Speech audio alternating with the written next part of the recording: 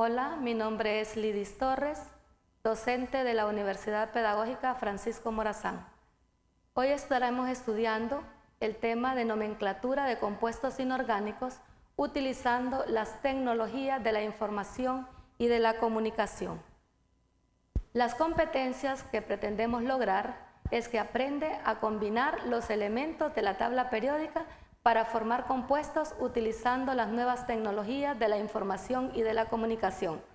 Reconoce por su estructura la formulación de compuestos utilizando unidades didácticas y software de química. Existen 13 millones de compuestos. Es por eso que utilizamos un método sistemático de nombrar los compuestos, que se llama nomenclatura. Las funciones químicas se forman de la combinación de los elementos de la tabla periódica y se clasifican como función óxido, función base, función ácido y función sal. ¿Cómo podemos nosotros identificar estos compuestos? Si nosotros mezclamos un metal con el oxígeno, se nos forma el compuesto óxido básico o óxido metálico. Si elegimos un no metal con el oxígeno, el compuesto que se forma es un óxido ácido. Al combinar el óxido básico con el agua, se forman los hidróxidos o bases. Al combinar los óxidos ácidos con el agua, se forman los ácidos. Y al combinar los hidróxidos con los ácidos, se forman los compuestos oxisales. Esa es la forma en que tú tienes que tener claro cada una de las funciones químicas de cómo las vas a combinar. Vamos a hablar específicamente de la función óxido, que es la combinación de cualquier elemento de la tabla periódica con el oxígeno. Hay dos tipos de óxidos, los óxidos básicos o metálicos y los óxidos ácidos o anhídridos. 4 pasos debes de seguir para escribir correctamente cada uno de estos compuestos. El primer paso es de formación. Al combinar el metal de aluminio con el oxígeno, unimos el aluminio con el oxígeno sin interesarnos en su índice. El segundo paso es el de colocar las valencias. Observamos que el aluminio tiene una valencia fija de +3 y el oxígeno para formar óxido siempre trabaja con -2. El tercer paso es neutralizar, que consiste en que esta valencia del oxígeno pasa a ser su índice del aluminio. Esta valencia del aluminio pasa a ser su índice del oxígeno. Si los números que obtenemos es un par y un impar, nos simplificamos. En caso de ser pares, debemos de simplificar para que los subíndices sean lo más pequeño posible. Aquí hemos formado ya correctamente el compuesto, pero si quieres balancear esta ecuación, solamente colocas los coeficientes para obtener la misma cantidad de átomos en los reactivos y en los productos. Existen 3 formas de nombrar los compuestos. La primera nomenclatura es la nomenclatura sistemática, que la identificas porque utilizas prefijos para indicar el número de oxidación. El prefijo mono significa que tiene un átomo, el prefijo di, 2 átomos, el tri, 3 átomos, el tetra, 4 átomos, y así sucesivamente los demás. Podemos observar estos ejemplos aquí, Cl2 o 5. El Cl tiene 2 átomos, el oxígeno tiene 5 átomos. Entonces nombramos de derecha a izquierda y nos sale pentaóxido de dicloro. Observemos el segundo ejemplo. Tenemos un átomo del calcio y un átomo del oxígeno. Entonces el nombre es, anteponemos la palabra oxígeno, monóxido de calcio. El prefijo mono se puede obviar y simplemente llamarlo óxido de calcio. Tenemos aquí 2 átomos de hierro, 3 átomos de oxígeno. Entonces el nombre en la nomenclatura sistemática es trióxido de dihierro. Cuando utilizamos la nomenclatura stop, utilizamos los números romanos para indicar el número de oxidación con que está trabajando este elemento. Observemos el CuO. Antes tengo que tener claramente con qué número de oxidación o valencia está trabajando el Cu. Entonces los subíndices son los que me indican, el oxígeno trabaja con -2, el cobre en este caso tiene 1 y 2, en esta fórmula química está trabajando con 2 para que quede completamente neutralizado.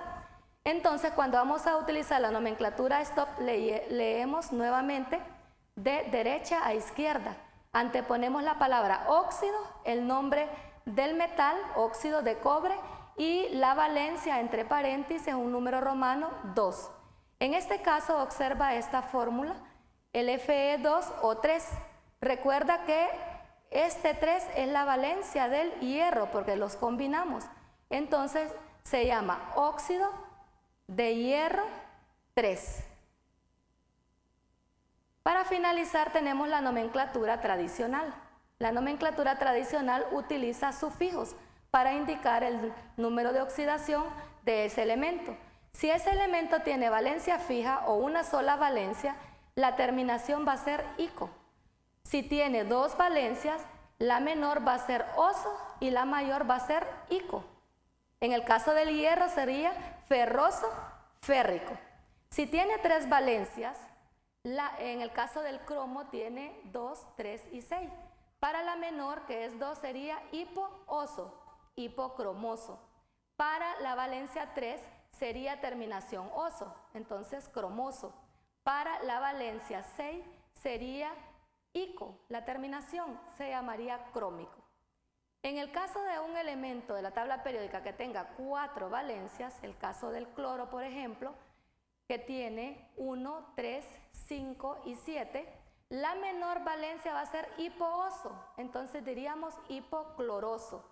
La que le sigue, que sería la 3, sería la terminación oso, sería cloroso. La que le continúa, que es la valencia 5, la terminación sería ico, clórico. Y la última o valencia mayor sería perico, entonces le llamaríamos perclórico. Observemos en este caso de FeO3 que para la nomenclatura STOP era óxido de hierro 3, para la nomenclatura tradicional sería, anteponemos la palabra óxido, observamos que el hierro está trabajando con 3, la es la mayor, entonces sería óxido férrico. Si quieres seguir estudiando un poco más este tema, puedes ir a una unidad electrónica, a internet, del profesor Carlos Alonso Quevedo, www.alonsoformula.com. Entra a esa página, es muy fácil de utilizar. Te haré una muestra para que lo hagas en tu casa.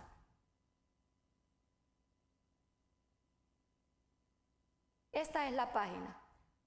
Aquí hay conceptos, sustancias. Te vas al icono de sustancias y entras a óxidos de metales. Hay información en donde tú puedes repasar el contenido. Al final hay 80 ejercicios para que tú los practiques. Vamos a hacer uno de fórmula. Te dan la fórmula y tú vas a escribir el nombre en nomenclatura STOP. Debe comenzar con letra mayúscula. Óxido, con letra mayúscula la primera y después letra minúscula. Óxido de litio. Óxido de litio. Observe Li2O. Óxido de litio. El litio trabaja con una sola valencia, entonces no se escribe el número romano. En el caso de FeO, observamos que el hierro está trabajando con 2. Entonces, ¿cómo se va a llamar? Óxido de hierro 2. Mayúscula la primera con acento. Óxido de hierro. Abrimos un paréntesis ahí inmediatamente sin dejar espacio. 2 y cerramos el paréntesis. Entonces tenemos ya los nombres de ambos compuestos. Y aquí hay para que compruebes los resultados. Cuando tú hayas llenado todos estos 10 ejemplos, puedes comprobar tus resultados para ver si los has escrito correctamente. Puedes observar que dice que tiene 2 aciertos, porque solamente contestamos 2. Si quieres tener más aciertos, pues arriba y estudia, ve arriba y estudia. Te le das a aceptar acá. Al llenar todos estos 10, pues si te rindes, puedes comprobar los resultados y comprobar en qué estás fallando. Esta unidad electrónica es como que tengas un profesor en tu casa. También puede ser que tengas el nombre en vez de la fórmula. En este caso puedes observar que tenemos óxido de titanio 4. Ya me está indicando que el titanio está trabajando con la valencia 4 y sabemos claramente que el oxígeno trabaja con la valencia 2. Entonces el titanio es Ti en mayúscula, la T,